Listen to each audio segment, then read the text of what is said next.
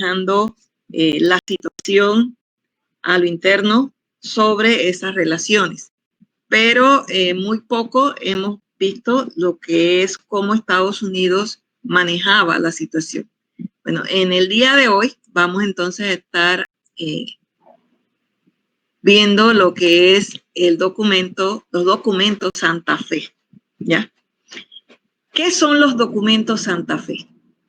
Nosotros vamos a ver que en cuestiones de seguridad nacional, los Estados Unidos, principalmente una de sus agencias, la Central de Inteligencia de los Estados Unidos, conocida como el CIA, la CIA, ha elaborado una serie de documentos con el objeto de orientar ideológicamente la política de los Estados Unidos hacia América Latina, en los cuales, pues, en la cual está inmersa Panamá.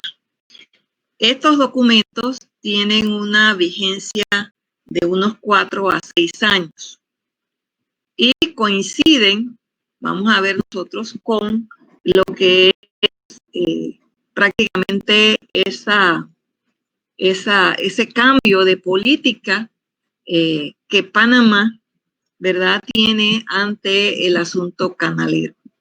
Nosotros decíamos que antes de 1964, la política panameña con respecto a lo que era esa relación era una política de revisión del Tratado Hay-Buno-Varila.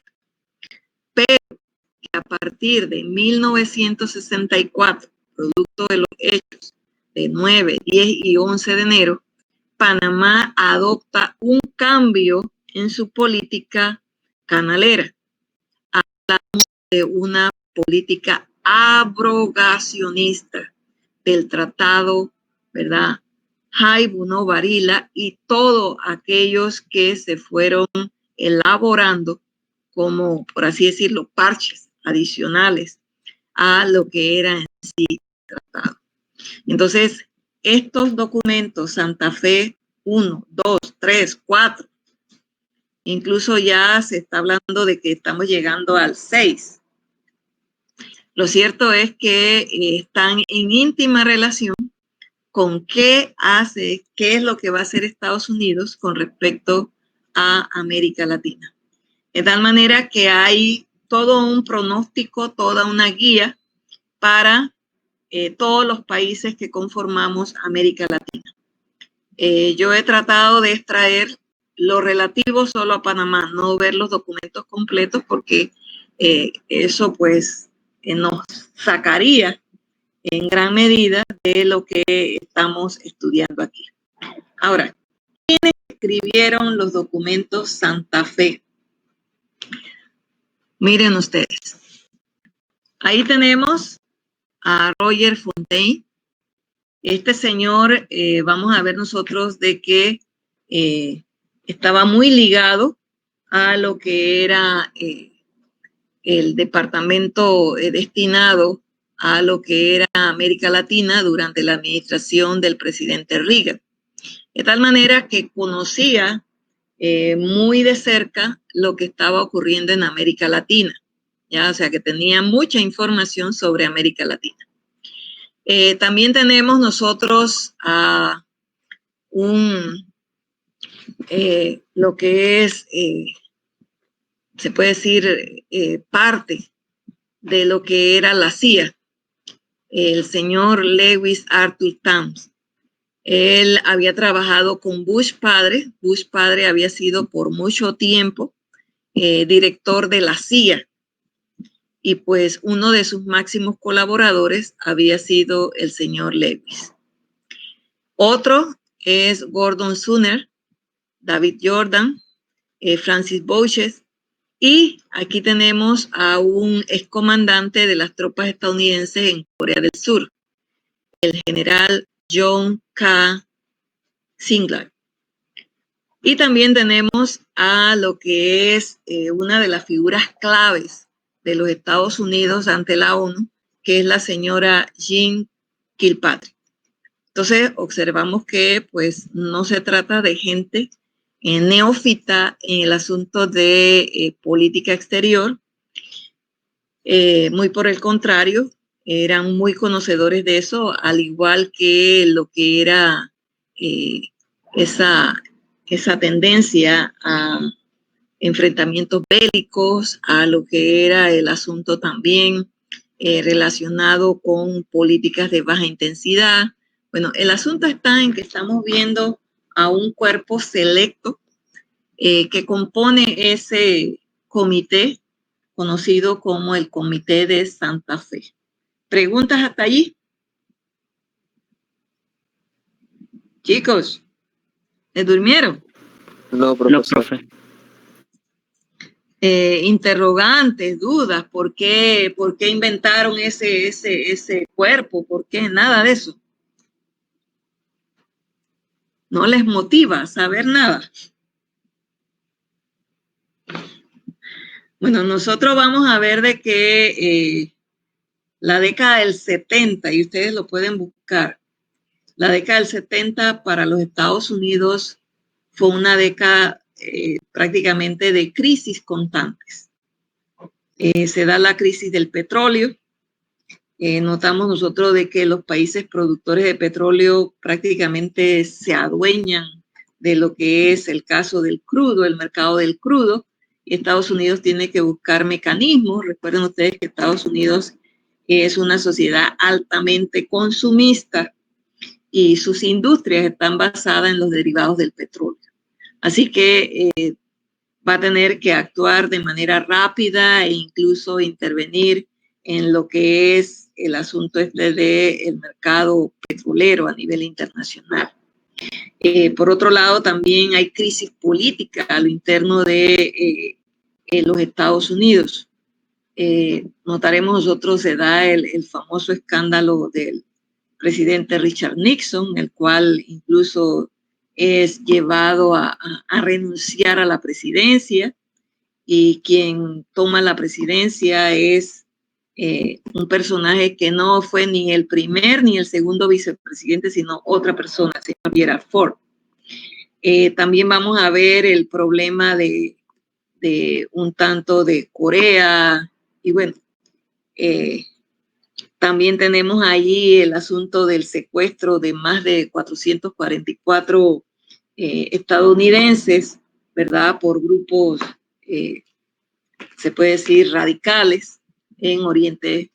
Y pues todo eso influye a tener o a tomar previsiones, según ellos, en cuanto a la política exterior. Porque recuerden ustedes que Estados Unidos considera de que América Latina está en su patio trasero. Pregunto, ¿para ustedes qué es un patio trasero? Chicos, ¿qué es un patio trasero? El depósito, pues para esto creo que se vería más como un depósito. Donde yo pongo todas las cosas que no quiero, ¿verdad? O que no estoy usando. Yo las pongo allá. Bueno, así nos ve Estados Unidos a América Latina. Ya. Como el patio trasero de ellos. Y entonces, si ya había inestabilidad, ¿verdad?, en Oriente, incluso en lo que era Europa Oriental también, y en algunos países, tanto de África. Entonces, este grupo considera, de un grupo conservador, considera de que Estados Unidos tiene que ponerle atención a la casa. Y dentro de esa casa, pues estaba América Latina, ¿ya? Pero en una sección, si bien no tan adentrada o tan importante para ellos, sí jugaba un papel importante en lo que a seguridad y demás se refería. Ahora, ¿por qué se le da el nombre de documentos de Santa Fe?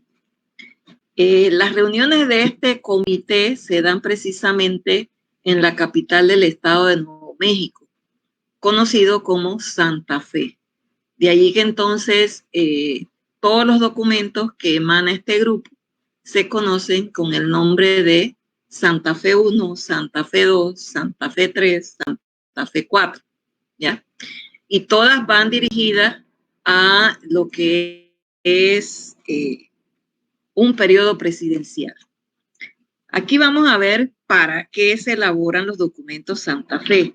Ya dijimos nosotros, la primera pregunta que se hizo, que era con el fin de orientar ideológicamente la política de los Estados Unidos hacia América Latina. Pero vamos a ver de que el grupo también no solamente orientar la política ideológica de este país, sino también marcar líneas de acción, es decir, decirte, bueno, esta es la situación ideológica que estamos manejando y ante esa situación, esto es lo que debe hacerse. Entonces, allí vemos nosotros de que dan un diagnóstico y a su vez dan la receta para cada mal, ¿ya? Y pues vamos entonces a estar viendo cada uno de estos documentos. Empezamos con el documento Santa Fe 1. Este documento fue escrito en 1980 y vamos a ver nosotros de que prácticamente aquí en 1980 tenemos a un presidente que prácticamente es contrario a todos esos ideales que tenía Panamá. Recuerden que en el 70, ¿quién era el que estaba en la presidencia de los Estados Unidos? Chicos, que fue el que permitió e impulsó la firma de los tratados del 77. ¿Quién era? Chicos, Jimmy Carter. Entonces, para ellos, la política de los demócratas, porque Jimmy Carter era demócrata, había sido muy blandengue, es decir, muy débil. Y tenían o era necesario una política más dura, más fuerte contra América Latina. Es como cuando los padres de repente son muy consentidores y ustedes ven que a veces se dice que no, el chiquillo está así malcriado porque tú le has permitido muchas cosas. Tienes que ser más enérgico. Bueno, más o menos nos estaban viendo así. Había que darnos fuerte porque pues la política que había utilizado Jimmy Carter en los años 70 pues había sido blandengue y pues Reagan, que pertenecía al partido republicano, pues era de esa tendencia de mano dura y había entonces que hacerse sentir en América Latina. Este informe, tal como lo dice allí, y señalaba que la doctrina Roldós debía ser condenada. ¿A qué se llama doctrina Roldós? Resulta que el presidente Jaime Roldós de Ecuador había planteado una serie de principios dentro de los países del Cono Sur, es decir, países suramericanos, en donde él planteaba de que, tal como lo dice allí, los conflictos, ¿verdad? Para solucionar los conflictos en los países deben abocarse, ¿verdad?, a ese principio de no violación a la soberanía nacional ni al uso de la violencia. Recuerden que el uso de la violencia, el uso de, se puede decir, acciones en contra de los derechos soberanos de los Estados Unidos, era un reflejo de esa doctrina Monroe, ¿verdad? Y también de la política del garrote que había venido practicando los Estados Unidos en América Latina. Así que entonces Roldós se pronuncia en contra de este tipo de acción por parte de los Estados Unidos. Tanto la política del garrote que había usado a principios del siglo XX, como lo que era la doctrina Monroe que había venido implementando desde el siglo XIX. Y entonces vamos a ver nosotros de que esa doctrina Roldó fue acogiendo fuerza en América Latina y muchos países consideraban pues de que realmente ese era el camino a seguir en América Latina. Sin embargo, nosotros vamos a ver de cuál fue el fatídico fin del presidente Roldó. Miren allí, ahí lo tenemos. ¿Cómo muere Roldó? De viejo. Murió enfermo. ¿Qué le pasó a Roldó? A ver, en lo que tienen allí. Chicos. Por fallos mecánicos en el avión. Lo mataron, profe. El avión explotó en el aire y se dice que se estrelló contra un cerro. ¿Ya? El asunto está en que hasta la fecha no se ha podido dar con las causas reales de ese accidente. Lo cierto es que el presidente Roldó lo desaparecieron de escena. Y la idea para muchos es que si yo desaparezco al líder de esa doctrina, pues realmente la doctrina queda sin ese impulso, ¿ya? Así que entonces Roldó es desaparecido. Y observen la fecha, 24 de mayo de 1981, ¿ya? O sea que Reagan empieza con armas tomadas. También vamos a ver que con respecto a Panamá, y ahí por eso lo puse, es como muy parecida a la situación. Recuerden que Panamá, con los tratados Torrijos-Carter, ¿qué reclamaba Panamá? El canal y la neutralidad. Recuerden que buscábamos nuestros derechos soberanos. Soberanía. Soberanía en la zona del canal. Soberanía para aprovechar los beneficios que genera el canal. Entonces observen que esa doctrina Roldó como que también es reforzada con todo lo que Panamá hace para recuperar sus derechos y que había sido una lucha generacional, o sea que Panamá no es buen ejemplo, ¿ya? Y entonces con la firma de los tratados Torrijos-Carter, miren lo que se dice aquí.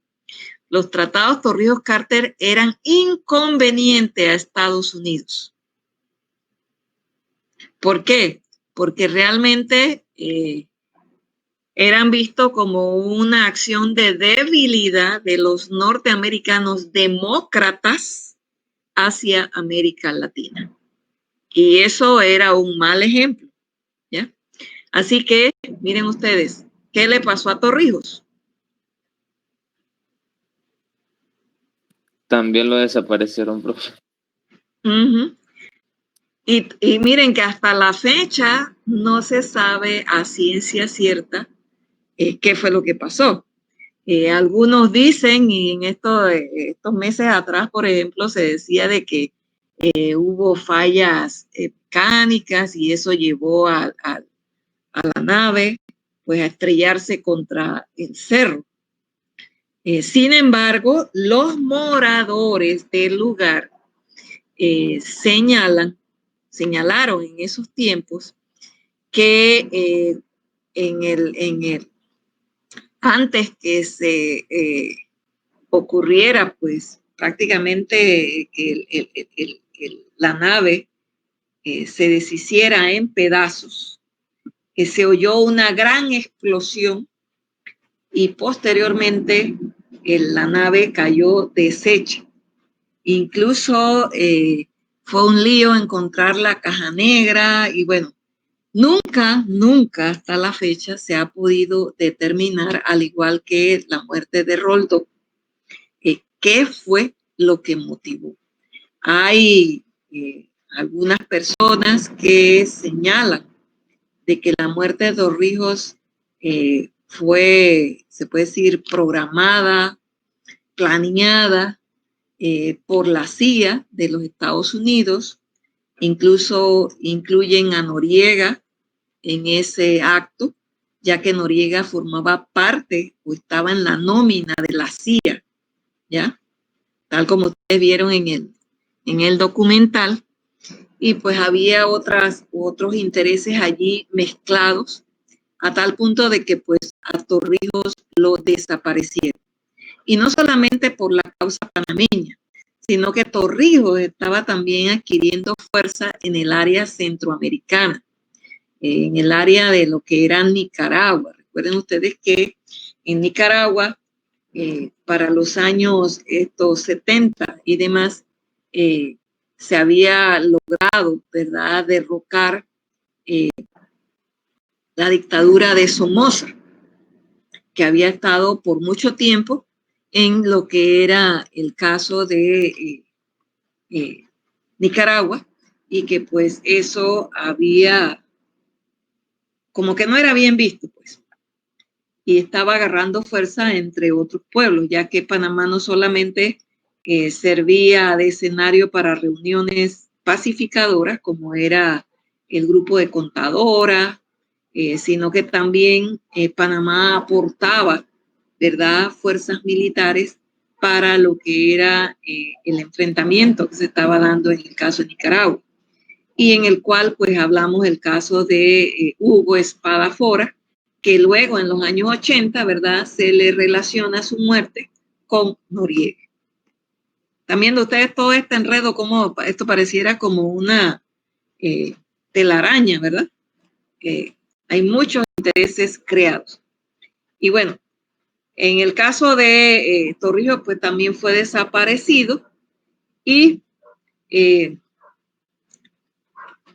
vamos a ver nosotros de que dice, en este Tratado Santa Fe I se propone incumplir los tratados Torrijos-Carter y colocar el canal bajo el control de la Junta Interamericana de Defensa, que estaba en manos de Estados Unidos, y enfilar su artillería contra el gobierno de Panamá. De tal manera que o Panamá en los años 80 hace lo que ellos quieren, o habría mano dura contra Panamá, ¿ya? Y pues vemos nosotros de que eso no solamente era contra Panamá. Aquí ustedes ven el caso de Jamaica, el caso de Granada, el caso de Guyana, que incluso el caso de Cuba. Entonces ahí vemos nosotros pues de que esto que estábamos viendo la semana pasada, de que cuando se firman los tratados y se van a ratificar lo que es el grupo republicano, que es el grupo el grupo conservador de los Estados Unidos, hace presión para que se introduzcan enmiendas, se introduzcan reservas, se introduzcan declaraciones y demás. No fue una cuestión accidental. Ya miren ustedes que se venía viendo de que pues el grupo conservador de los Estados Unidos no veía con buenos ojos los tratados Torrijos-Carter, principalmente el tratado de lo que era el canal, ¿verdad?, que implicaba la devolución de lo que era la zona del canal y lo que era el canal, así como las salidas de todas estas bases militares que Estados Unidos tenía en Panamá. ¿Preguntas, chicos? ¿Preguntas?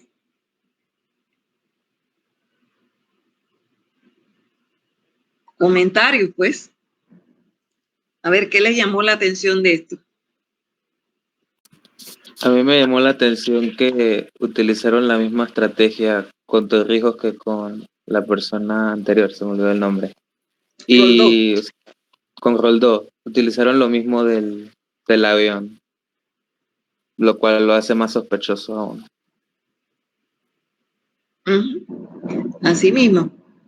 Y observen, y llama la atención porque cuando uno ve a Estados Unidos, uno lo concibe como un país de derechos humanos, del respeto, de la democracia, pero vemos como que el lado oscuro de ellos, ¿verdad? A través de estos documentos.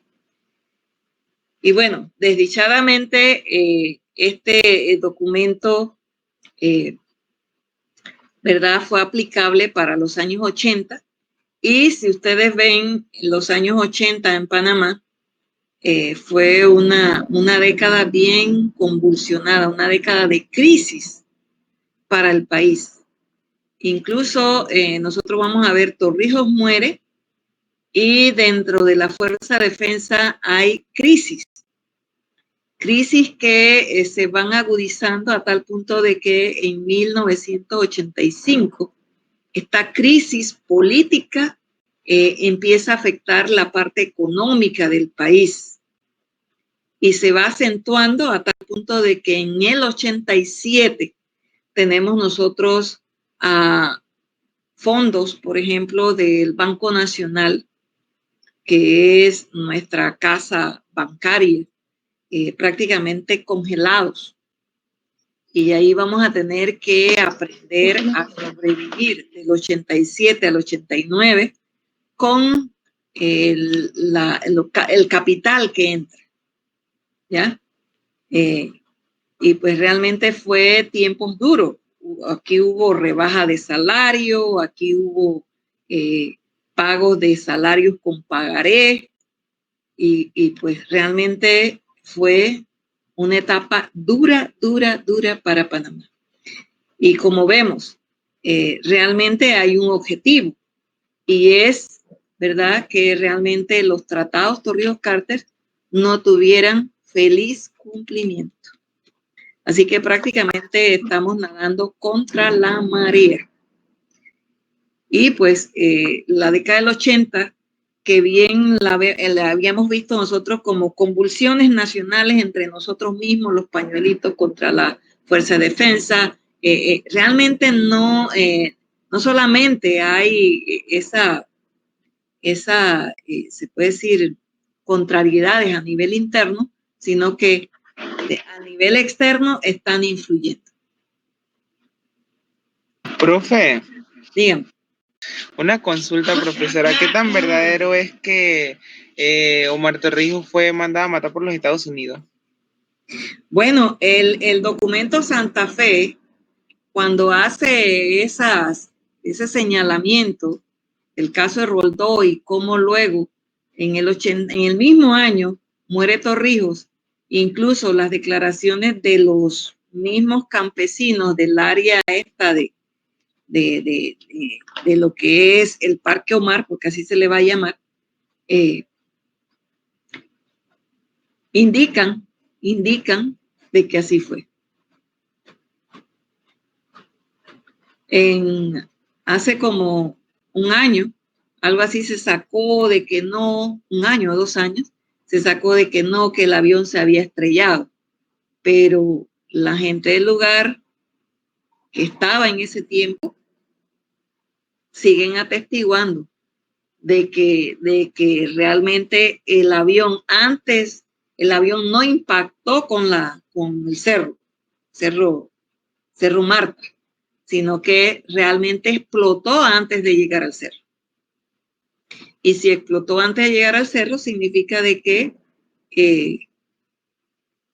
realmente esa explosión fue provocada.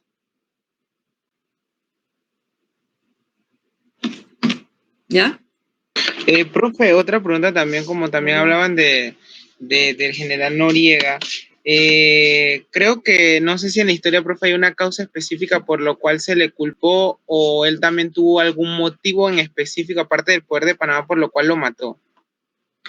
Bueno, notamos nosotros de que cuando Torrijos desaparece, nosotros vamos a ver que la estructura interna de la Fuerza de Defensa cambió. ¿Ya? Y para llegar a ese cambio, se fue eliminando los obstáculos.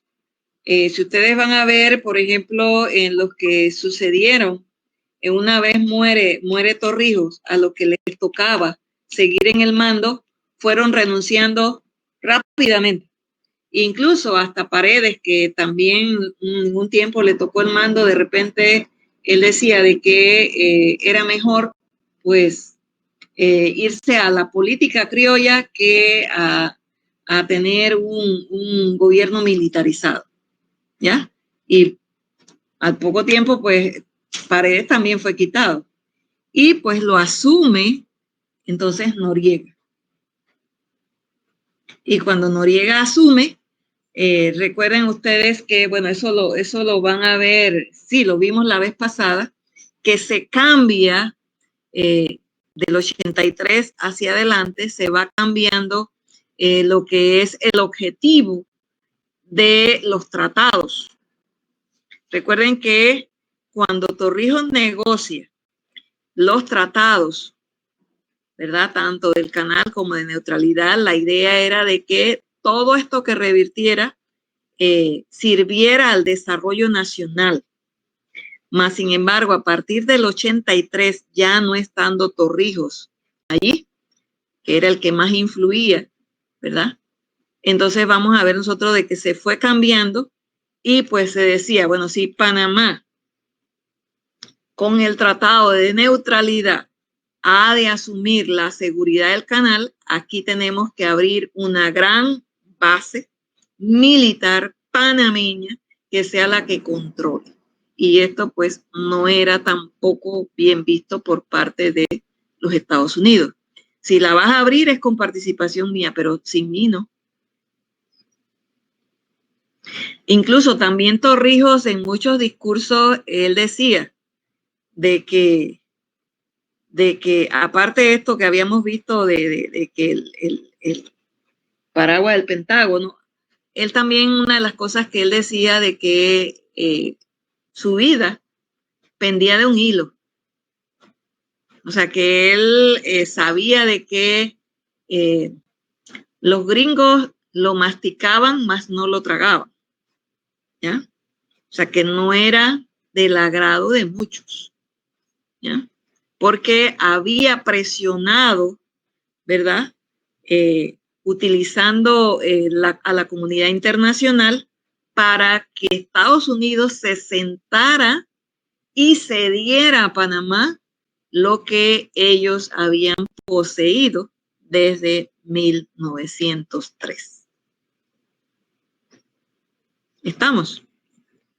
¿Otro comentario, otra pregunta? Bueno, vamos a ver entonces el Santa Fe II. Santa Fe II. El Santa Fe II fue escrito para 1986. ¿Ya? Y este Santa Fe II va a funcionar para Panamá en los años 90, o sea, post-invasión. ¿Ya? A este documento Santa Fe II, ¿verdad? Está dirigido a lo que es el presidente George Bush padre, quien gobierna los Estados Unidos entre 1989 y 1993. ¿Ya?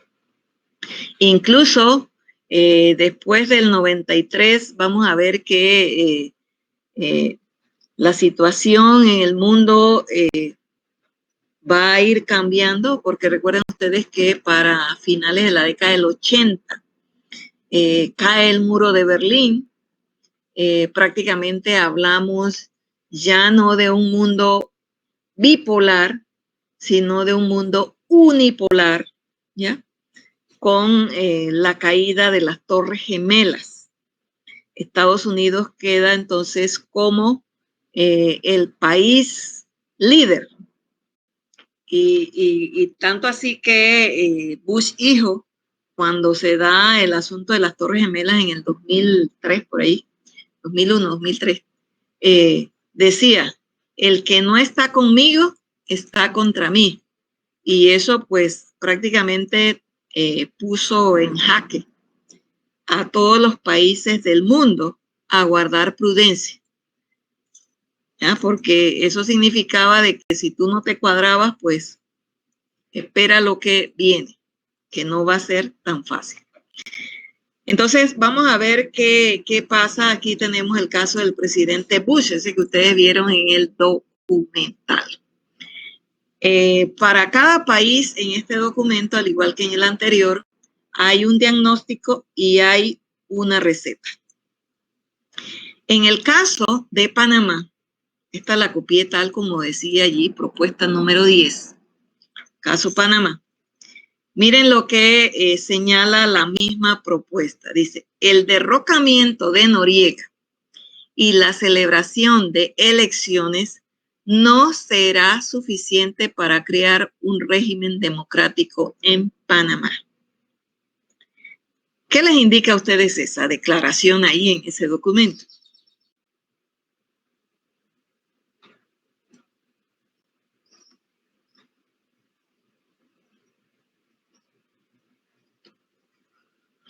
Justifica lo que muchos panameños declaran de que la invasión se dio para capturar a Noriega, que los Estados Unidos hizo eso para capturar a Noriega.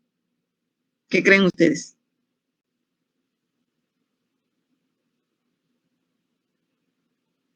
Chicos.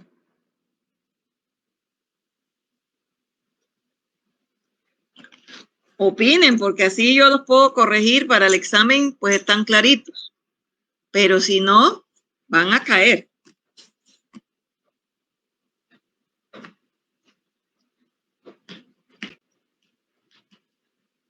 Pregunto, con este pronunciamiento que vemos allí, ¿realmente la intervención de los Estados Unidos el 20 de diciembre de 1989 fue para derrocar a Noriega? No, profe. Miren ustedes que los gringos estaban claritos. ¿Ya? Noriega era su hombre. Estaba en la nómina de la CIA por años. Era el que les pasaba información. Incluso le hacía mucho del trabajo que se tenía que hacer en América Latina. ¿Ya? Había sido preparado por ellos. Así que Noriega no era la razón de la invasión. La razón de la invasión era otra, ¿ya?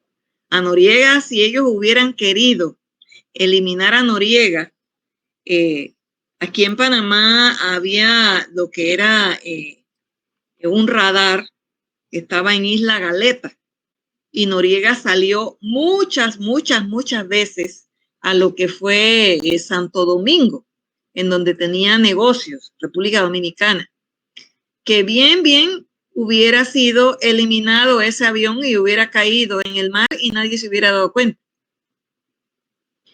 Pero resulta que había intereses más fuertes, más sólidos, ¿ya?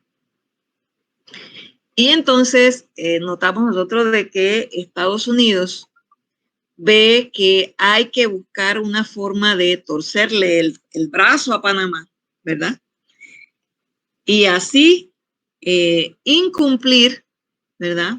O no llevar a feliz cumplimiento los tratados Torrijos-Carter. ¿Ya? Eso es lo que se busca.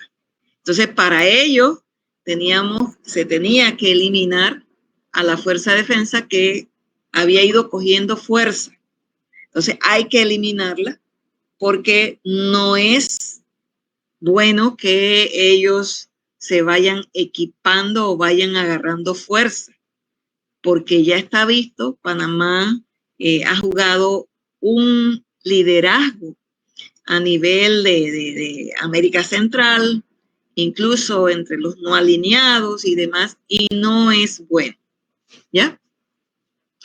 Y entonces sigue diciendo, miren ustedes, el derrocamiento de Noriega y la celebración de las elecciones no serán suficientes para crear un régimen democrático, ¿ya? Estados Unidos deberá tener en cuenta una amplia gama de elementos para un régimen democrático. Y entre ellos menciona la reforma de las fuerzas de defensa, que es una de las cosas que vimos nosotros, que incluso lo que es el caso de Endara va a tratar de poner en ejecución. Por ejemplo, una de las reformas constitucionales que Endara promueve es la eliminación de un cuerpo castrense en Panamá. Esta propuesta no tuvo cabida, no fue aceptada por el pueblo panameño porque la gente decía, si nosotros no tenemos un cuerpo policial, ¿verdad?, equipado, entonces, ¿quién se va a encargar de la seguridad del país? ¿Ya? Nos va a pasar como ocurrió para 1921, ¿verdad? Que se da la guerra de Coto y tenemos que ver cómo defendemos al país. Entonces, verán ustedes que estaba en la balanza esto de eliminamos esa fuerza policial nuestra y pues le damos a Estados Unidos ese derecho a que sea él quien asuma la defensa del país y volvemos entonces a una nueva relación igualita como la de 1903. ¿Ya? Entonces, aquí nos están diciendo cuál es la medicina. Reforma de la Fuerza de Defensa, nos hablan también del apoyo a un poder judicial, incluso también se habla de aquí, por ejemplo, miren ustedes, aquí en esta otra dice, la administración de Jimmy Carter, demócrata, y se centró todos sus esfuerzos en tardar de forjar una alianza con un régimen corrupto al firmar los dos tratados del Canal de Panamá que garantizan el control panameño de esa vía acuática vital para los fines del siglo. ¿Ya? Y siguen más adelante diciendo, Carter se equivocó. O sea que para ellos que son conservadores, prácticamente la firma de los tratados Torrijos-Carter nunca debió haberse dado. ¿Ya? Y por eso es que ellos dicen, tratamos, ¿verdad?, los republicanos de no hacerlo efectivo, ¿verdad?, de no hacer efectiva la ratificación, pero Jimmy Carter, ¿verdad?, forzó a tal punto de que el voto que hacía falta, Jimmy Carter pues ejerció su influencia para que se diera y eso pues fue nocivo para los Estados Unidos. Así que todo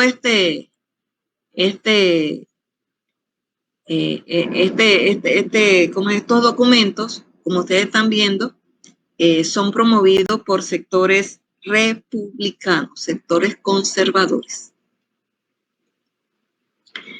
También vamos a ver allí, dice, la administración Reagan solo ha sido capaz de hacer una política panameña a punta de tanteos o improvisaciones centradas casi exclusivamente en deshacer al país de un individuo. Su hombre fuerte, el general Manuel Antonio Noriega. Por lo general, el presidente Reagan, que es el que entra después de Carter, prácticamente en sus discursos más bien eran como de amenazas contra Noriega. Bueno, y que se ha creído, etcétera, etcétera, que lo vamos a eliminar porque el canal es nuestro, etcétera, etcétera. Y ellos decían, eso es puro amago, ¿ya? Derrocarlo no va a solucionar los problemas, tenemos que actuar con mano dura. Y entonces dice, la receta para Panamá a los años 90, las bancarias tienen que ser revisadas para prevenir que el país se hunda una vez más en la corrupción del narcotráfico. Se decía de que Panamá era un paraíso fiscal y observen ustedes que ellos nos han hecho esa propaganda de ser paraíso fiscal e incluso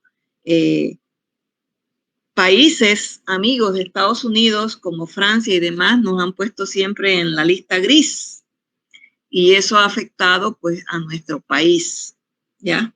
Y hemos tenido que hacer ingentes esfuerzos para poder salir de la lista gris, ¿ya? También le seguían diciendo en la receta, la Constitución panameña debe ser reformada, y vamos a ver que esta va a ser una de las segundas actividades que hace Endara durante su administración. Y uno de los puntos fue, pues, específicamente esto de eliminar lo que era la fuerza castrense.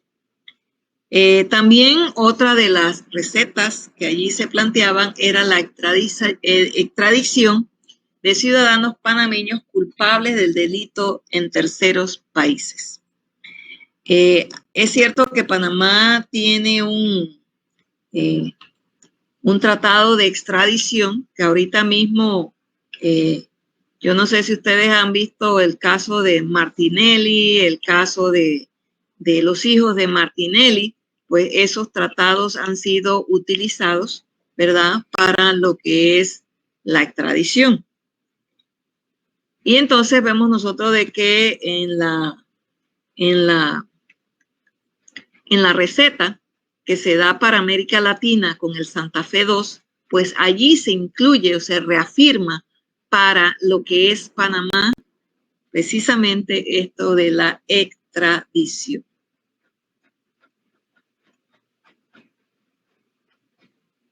Y ahorita mismo los hijos de Martinelli, por ejemplo, están en problemas porque incluso allí se ve como que el asunto de la empresa esta fraudulenta, que incluso también los hijos de Martinelli se dice que estuvieron, ¿verdad?, prácticamente participando en lo que es el asunto de las coimas y demás. También vamos a ver, dice, los Estados Unidos y Panamá, una vez que se haya instaurado el régimen democrático, deben comenzar a planear seriamente una apropiada administración del canal. Pero aquí cuando vemos nosotros, ¿verdad?, bajo un régimen democrático, estamos hablando ya de los años 90. Y esa administración del canal, pues sería con participación gringa. Y recuerden ustedes que el tratado de 1977 del canal decía de que los norteamericanos tendrían que revertir de forma completa incluso las bases en 1999. Era su último día. Ahora bien, para ellos era imperante planear se puede decir, un régimen administrativo de lo que era el canal. Y miren ustedes, allí se incluía discutir la defensa del canal después del 2000, lo que indica que si Panamá, cuando se cumpliera el tratado del canal, no tenía un ejército, entonces no tenía con qué defender al canal. Y si no tenía con qué defender al canal, entonces los Estados Unidos, que estaba incluido en el Tratado de Neutralidad, asumiría entonces la defensa y protección del canal de manera única. Y entonces ahí ven, por eso que ustedes ven, incluso ya ahí tenían señalada cuál era la base que ellos estaban pensando para lo que era esa situación de protección hemisférica, la base de Howard y la base de Rodman, ¿ya? Una prácticamente lo que tenía que ver con la parte aérea, ¿verdad? Y la otra que tenía que ver con la parte acuática, ¿ya? Pero observen ustedes que todo esto, según ellos, en función de la protección del hemisferio occidental, es decir, toda América no solamente América Latina, sino toda América. ¿Ya? Sin embargo, aquí tenemos que tener en cuenta nosotros de que cuando se creó la OEA, se creó una figura conocida como el TIAR, Tratado Interamericano de Asistencia Recíproca. Y con el TIAR, lo que se planteaba era que cuando un país de América estuviera amenazado por potencias externas, todos, ¿verdad? Tenían la obligación de acuerpar, ¿verdad?, a ese país que era atacado.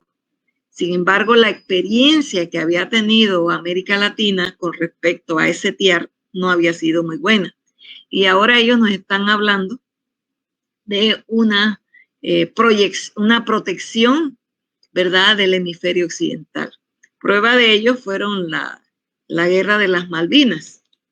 Inglaterra ataca a Argentina y Estados Unidos apoya a Inglaterra. ¿Ya? Entonces, esto se ve con mucho recelo en América Latina. ¿Alguna pregunta, chicos? ¿Comentarios?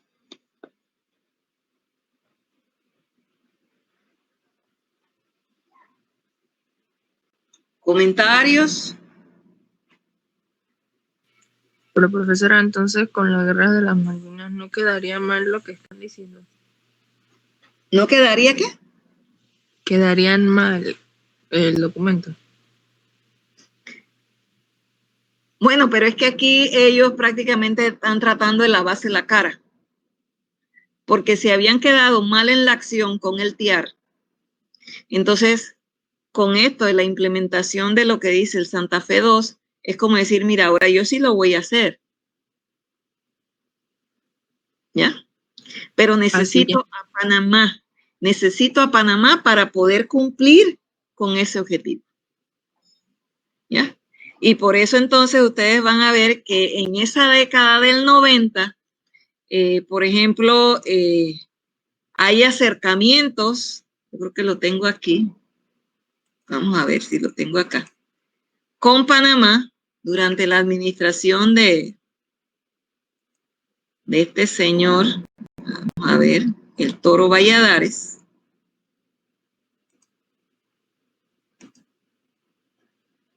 No lo puse. Vamos a buscarlo.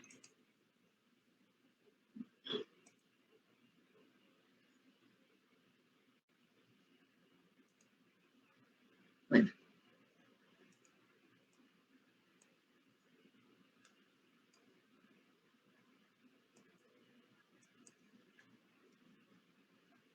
Vamos a agrandar esto.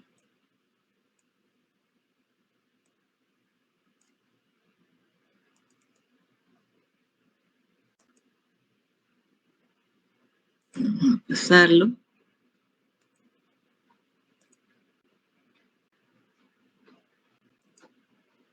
En el 95, aquí vamos a ver nosotros de que ya hay acercamientos, ¿verdad?, para usar la base aérea de Howard como un centro especial equipado para identificar, perseguir, reprimir todo tráfico de drogas, ¿verdad? Y para ello utilizarían, según ellos, lo que era el tratado de neutralidad, puesto que esto era por el bien de América Latina. ¿Ya? En el 98, estas negociaciones se estaban dando prácticamente entre ellos, ¿verdad? Y en el 98, miren ustedes, la prensa internacional logra filtrar información sobre los acuerdos cómo iban, y eso provocó un movimiento contrario a la creación del Centro Multilateral Antidroga, conocido como CMA. Incluso esto también le costó un tanto a Pérez Valladares su reelección, porque él pensaba reelegirse, ¿ya?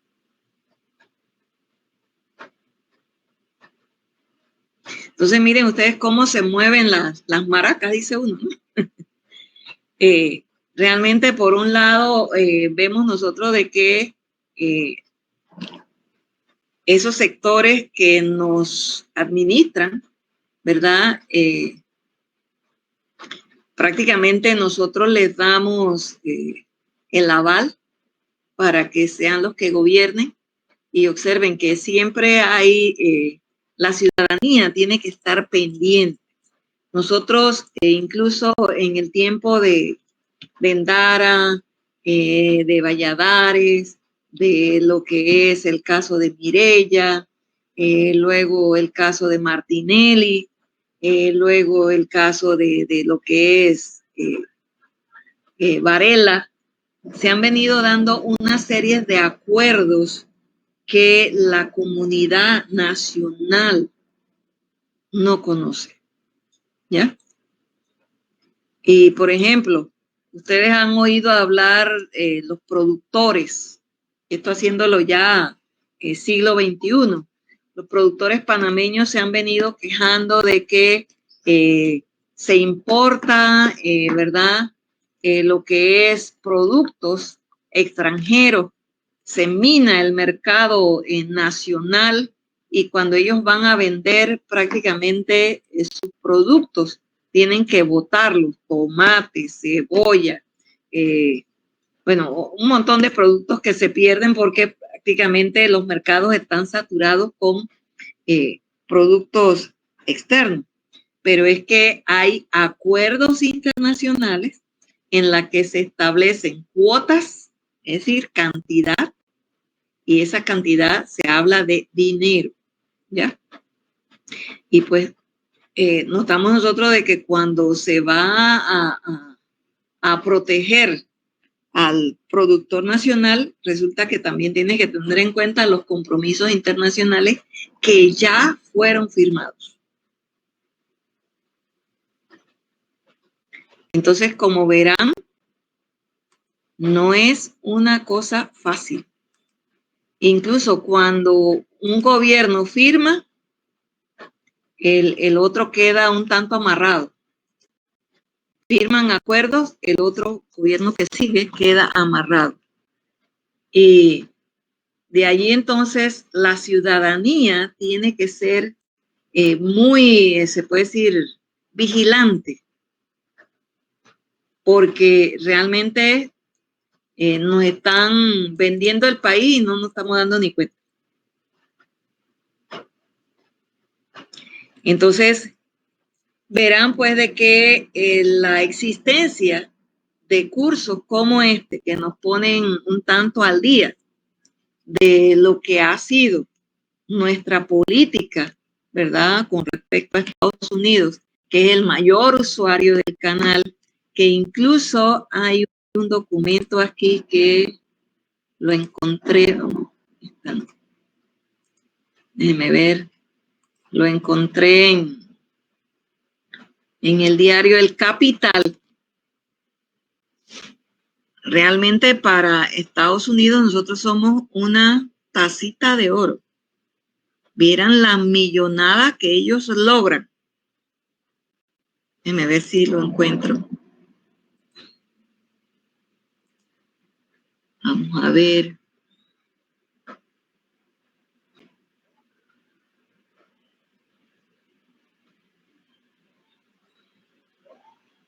Ay, yo lo eliminé.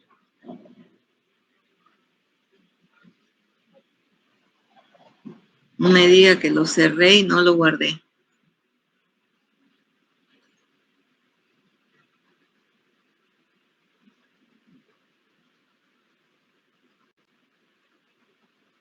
Vamos a buscar acá.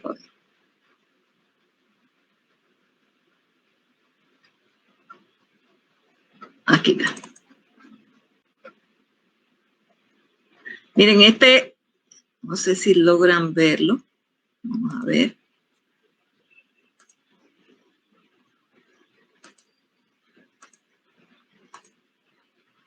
Miren, este es un artículo que salió en El Capital, que es un suplemento del sector bancario.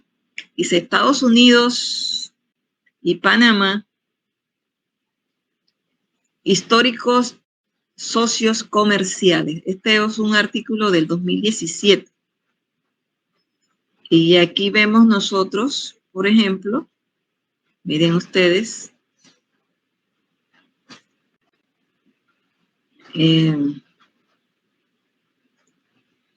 bueno, aquí habla de una cantidad enorme de, imagínense ustedes, Estados Unidos en Panamá tiene 134 compañías multinacionales que en su totalidad ha registrado una inversión de 820 millones y ha generado un poco más de 5.500 plazas de trabajo durante la última década. Sin embargo, cuando nosotros vemos, por ejemplo, este cuadro, miren ustedes.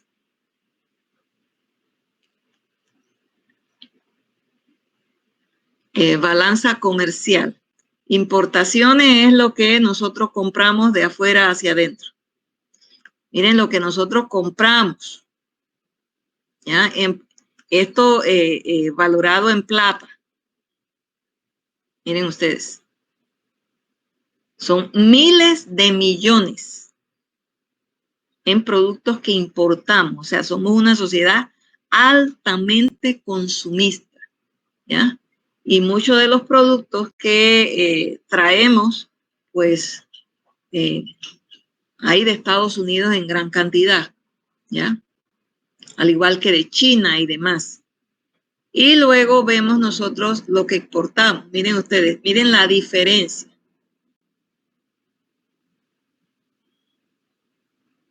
Miren aquí cómo se cae. En el 2017 importamos una barbaridad y miren lo que exportamos en comparación. ¿Ya? Y entonces aquí, por ejemplo, dice, bueno, la balanza comercial es la diferencia que hay. Claro que esta balanza comercial se inclina hacia Estados Unidos, no hacia nosotros. Aunque ahí se habla de balanza compartida. Acá tenemos otro, 2012 al 2016. Miren ustedes. Aquí los productos que se dan para lo que es exportación, lo que nosotros exportamos, y aquí llama la atención. Nosotros exportamos una gran cantidad de camarones y langostinos de agua y resulta que nosotros estamos acabando con los manglares. Oiga, si esto nos está dando, ¿ya? Y nosotros estamos acabando con las áreas en donde se crían o se depositan sus huevos los camarones, vamos a acabar con esta, se puede decir, esta industria nuestra. Y observen, hemos ido en declive de 25 millones, hemos bajado a 22. De 34 en lo que es producción azucarera, hemos bajado a 27. ¿Ya? Y en todos estos rubros, plátano, miren ustedes, también bajamos. No tan significativamente como en los anteriores, pero hemos ido bajando. Y ahora con esto de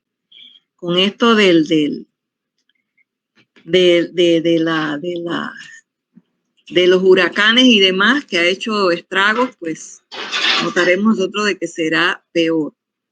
¿Ya? Y aquí pues sigue información. Entonces verán pues de que realmente nosotros tenemos que, ¿verdad?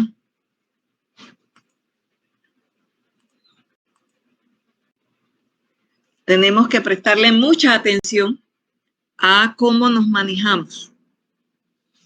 De lo contrario, pues lo que hemos conseguido hasta el momento, pues vendrán gente más avivadas, gente con más, se puede decir, influencia, recursos y demás, que tirarán por tierra nuestras conquistas. Comentarios. Preguntas.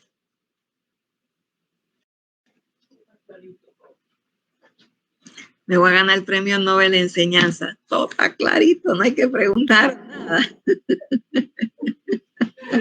Mi hermana acá se ríe. A ver, preguntas, chicos. Comentarios.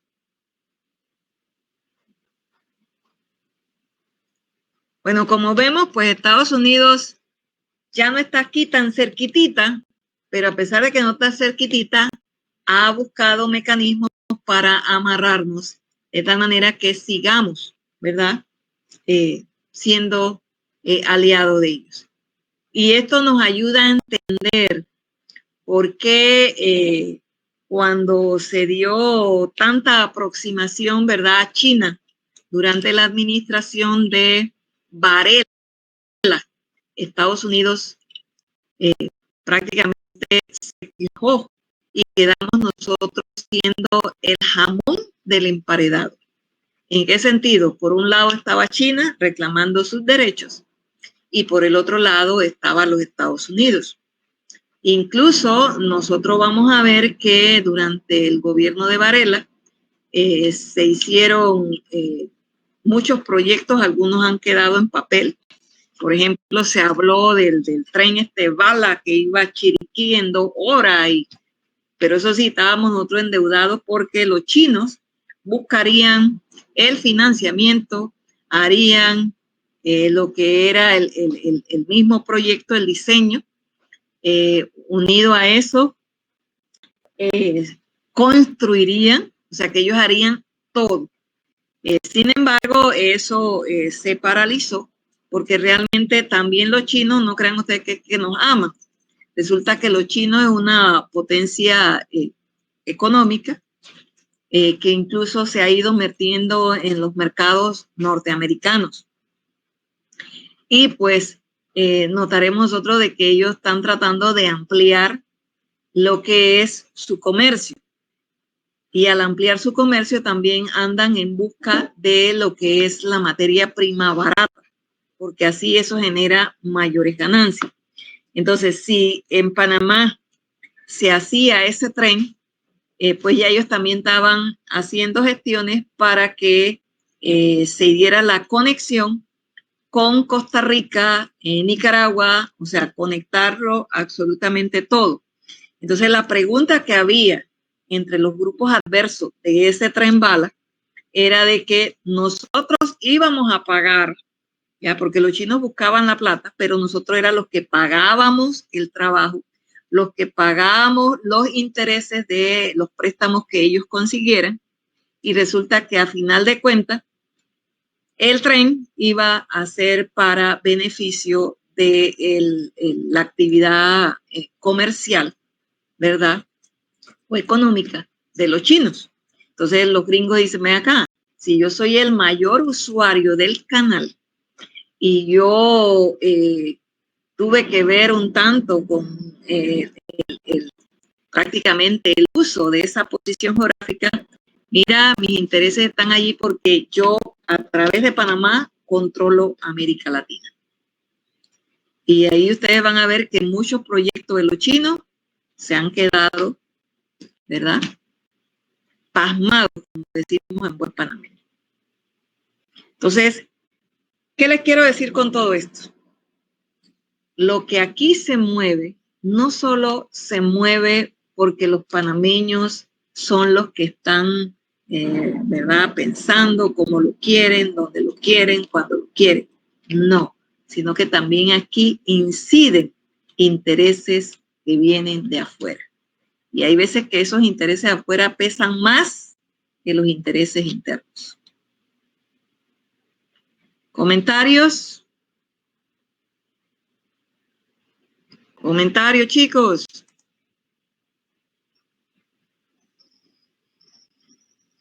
¿Tienen hambre ya? ¿Nadie tiene hambre? Entonces nos seguimos aquí hasta que acabe el último minuto. Chicos. Hola, profe.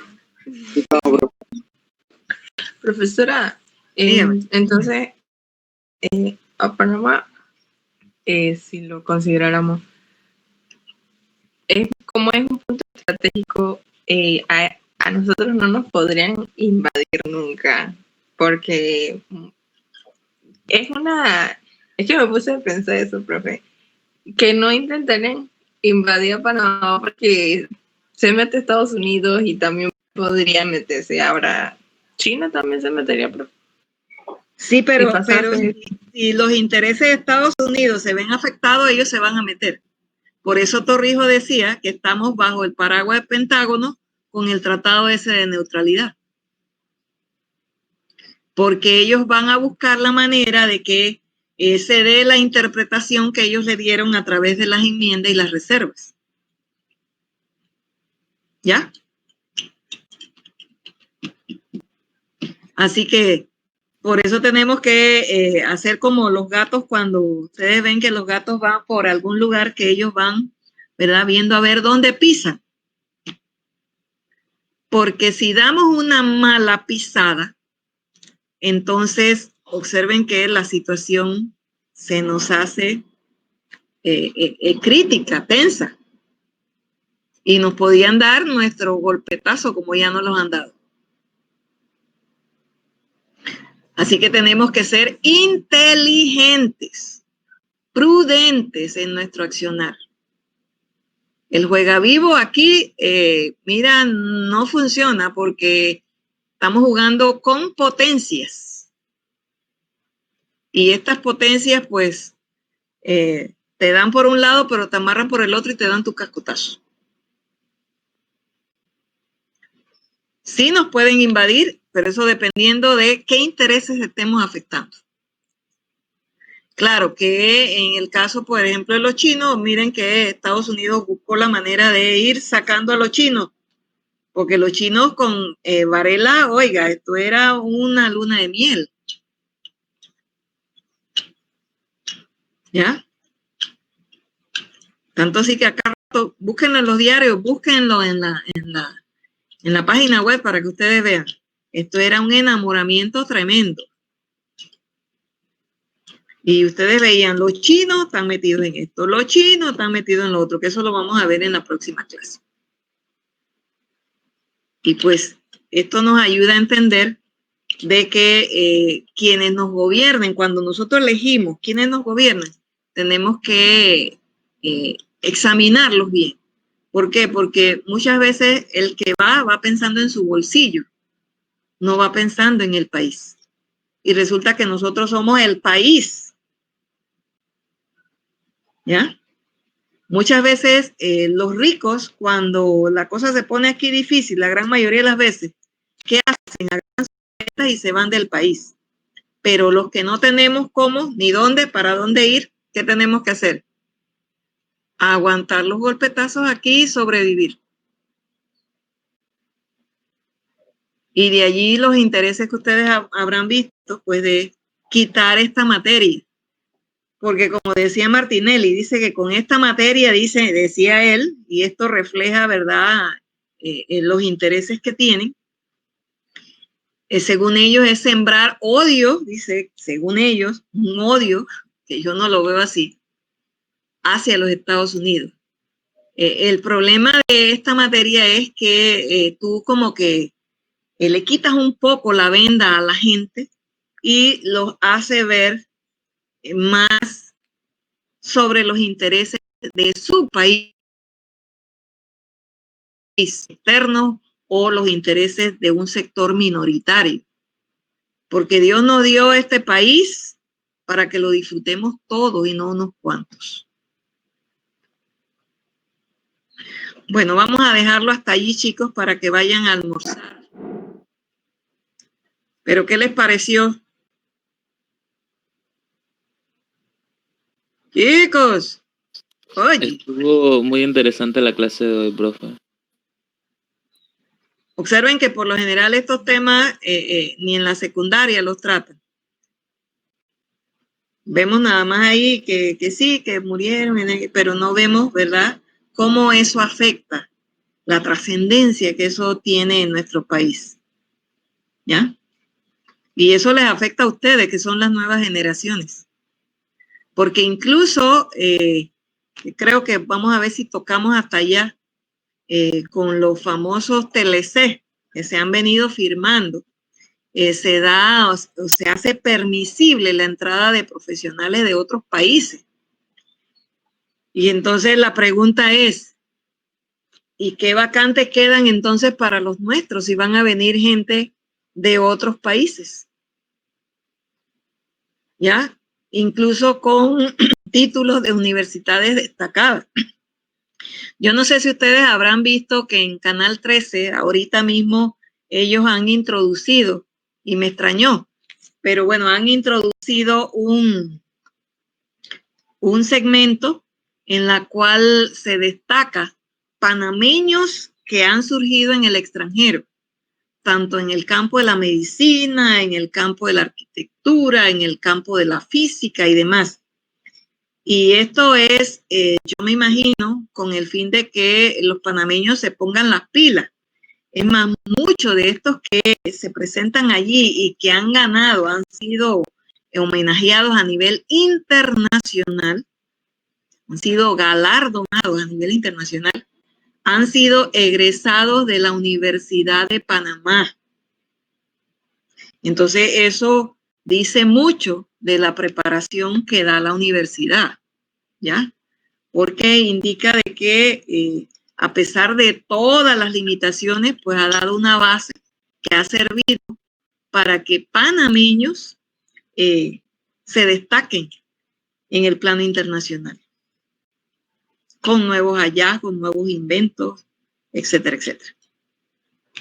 Así que yo espero que ustedes sean también de esos un día de estos, ¿verdad? A futuro, pues verlos también como esos profesionales que destacan y que dejan el buen nombre tanto de la institución donde se formaron como del país a quien representan.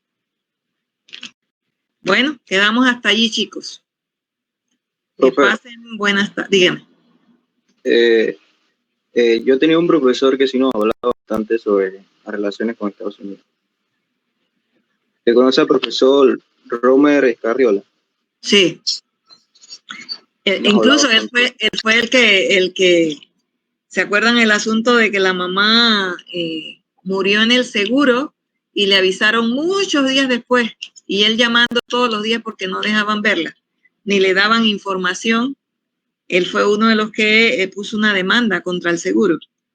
Y él es uno de los que se ha mostrado a favor de que la materia se siga dando, porque realmente este es un espacio, un pequeño espacio que tenemos nosotros para tener un poquito de conocimiento sobre lo que pasa con nuestro país. Observen que potencias tienen los ojos puestos en Panamá.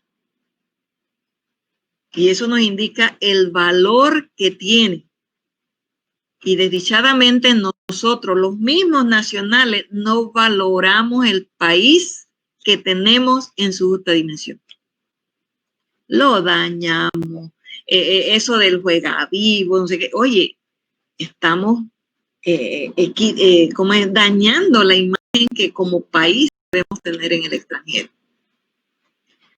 Es lamentable, a veces yo escucho que la gente dice, ah, no, los panameños son ladrones. Y yo le decía a mi hermana, que es una de las que le he ido corrigiendo eso, digo, mira, cuando tú generalizas, hasta tú misma formas parte de la acusación. Te pregunto, ¿tú te sientes así o tú eres así? Dice, no, y digo, entonces, que tú digas que un sector de la población está dañando es otra cosa. Igual ahorita lo tenemos en el asunto de la pandemia. Miren ustedes que las cifras estaban disminuyendo. Se hizo la apertura. Se dijo incansablemente de que siguiéramos las medidas, ¿verdad?, de bioseguridad. Y observen ustedes que la gente haciendo pachanga, y no solamente gente de pueblo, políticos, diputados, etcétera, etcétera. ¿Y qué ha estado ocurriendo? Han aumentado de manera drástica los casos de pandemia. Entonces, si aumentan los casos, aumentan las defunciones, resulta que la economía cada día va para abajo, para abajo, para abajo.